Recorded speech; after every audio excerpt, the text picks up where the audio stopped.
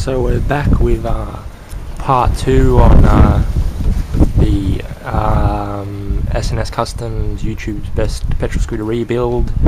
As you can see, I got it all finished and painted. Came out really nice. Yeah. No, it took me maybe half an hour to get it all back together. Now I just got to get it back on the scooter. So yeah, looks pretty decent, I guess.